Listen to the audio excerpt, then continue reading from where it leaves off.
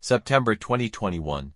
A user with the ID Hong Hong Lu posted a post on a website telling about some bizarre things that happened on campus when he was studying at a certain university. Here we call the poster Z Hong. The post not only contains his own personal experience, but also some collective experiences of alumni who studied at this school at that time. Coordinates: Jinzhou City, Liaoning Province. I won't mention the name of my alma mater. I guess friends who have studied at this school can guess it by looking at the description of the post. After the post was posted, it quickly caused heated discussions. Many netizens pointed out that this is Bahai University. Some netizens even directly stated that they were also students of this university and had the same experience as Zihong. Welcome to listen to today's story. Back in 2014, Zihong had just completed the admission procedures and was assigned a dormitory building. On the way to the dormitory building, I heard a lot of rumors about this school from the seniors.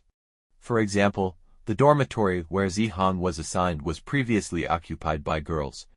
As for why the school asked men and women to exchange dormitories, all students were not clear about this.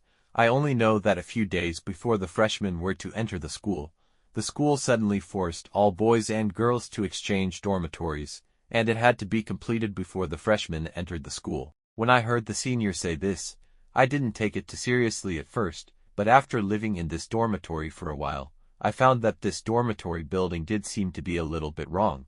Let's not talk about the inconvenience of boys and girls changing dormitories to go to the toilet. Among the many dormitory buildings in the school, only Xiaohong's building would have power outages at 10 o'clock every night, while other dormitory buildings in the school would not have power outages until 11 o'clock.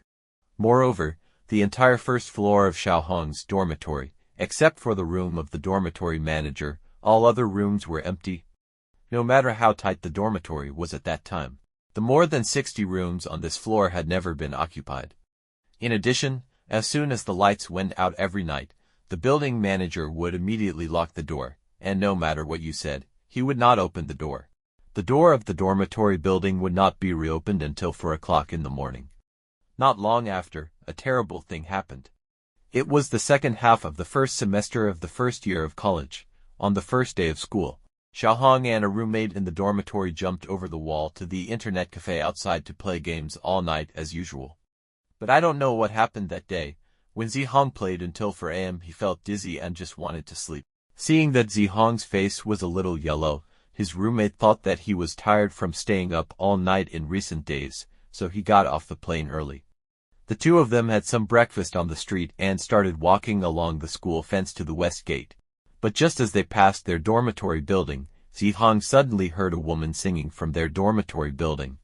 Because their dormitory is very close to the school fence, about 2 meters away, and Zihong and his roommate walked close to the fence outside the school, they could clearly tell that the source of the sound was their dormitory building, and it was the first floor where no one lived. What's more terrifying is that the singing from the dormitory building is the same tune as the one hummed by Zihong's roommate.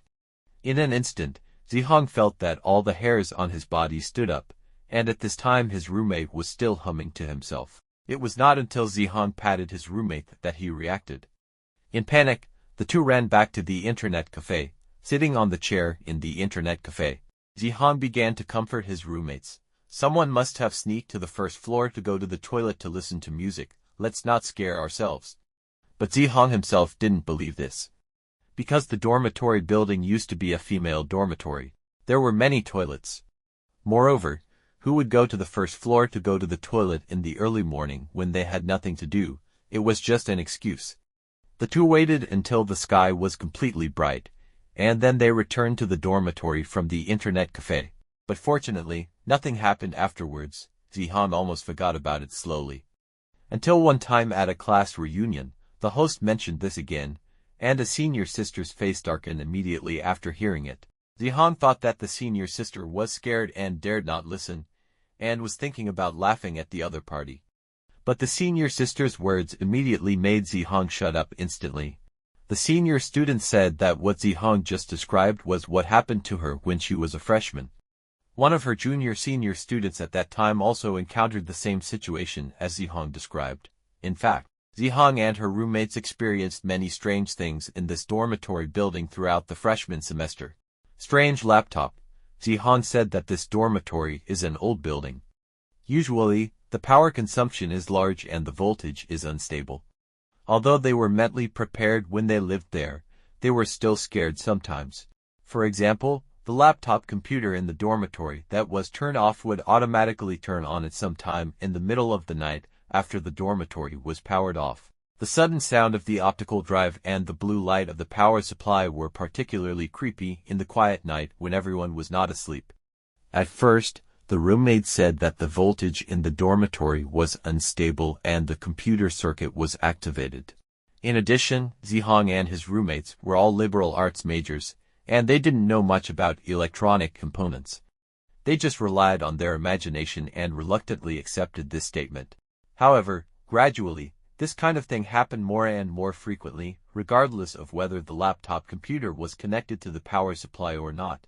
It would automatically turn on. And it happened after the lights were turned off and the power was turned off. Although everyone didn't say anything, they must have been scared in their hearts. After all, they were a group of men, and they had to be dignified no matter how scared they were. This continued until the second half of the freshman year, and even more weird things happened. It was one afternoon, after the roll call in the physical education class, Zihong and a roommate ran back to the dormitory and played games in a double row. Zihong was playing very enthusiastically when he heard his roommate playing music. Zihong was wondering why this guy played games without headphones and there was no game sound in the external speaker. Suddenly, the roommate who was playing games with him poked his head out and asked Zihong, "You don't wear headphones, why are you playing music? Don't you lose the game soon?" Zihong was stunned for a moment. This is to talk about the layout of Zihong's dormitory. The dormitory is all combined beds, with tables below and beds above.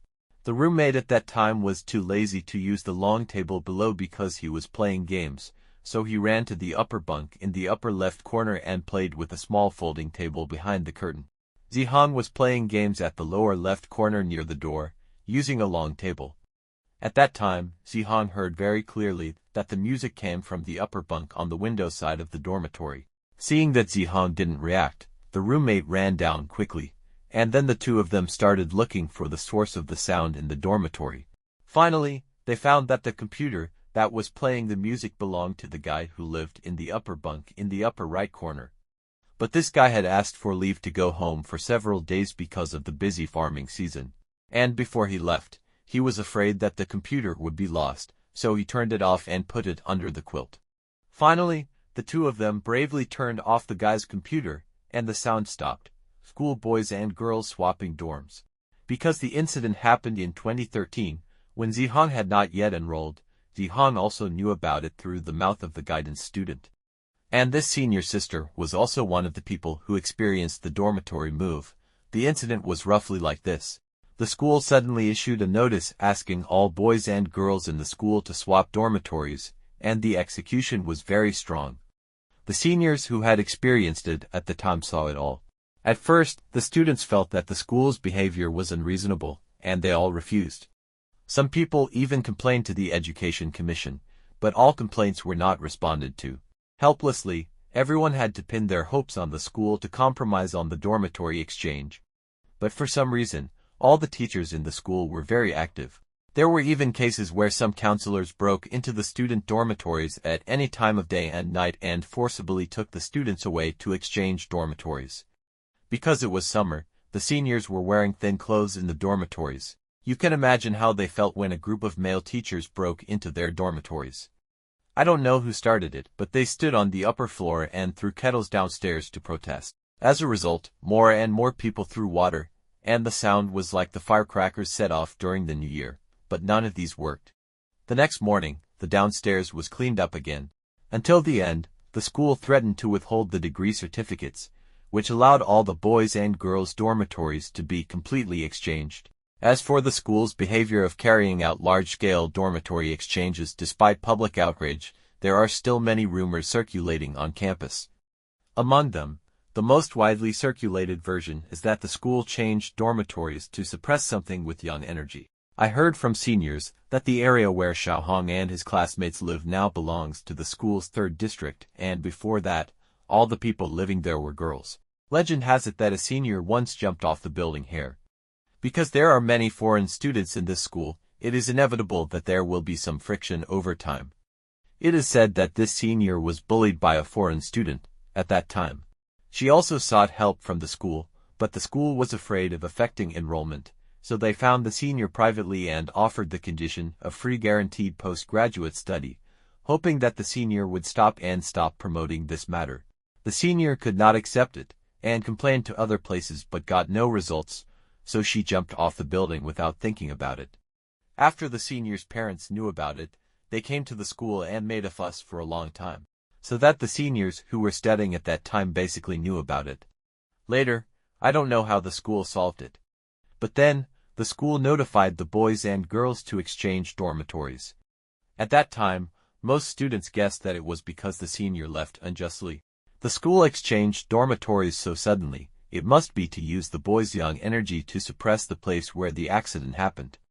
At this time, a netizen who knows a little bit of skills replied that the layout of the 3rd district of Shaohong's school is very special. The hole is in the shape of a mouth and the only gap is building No. 10 on the east side.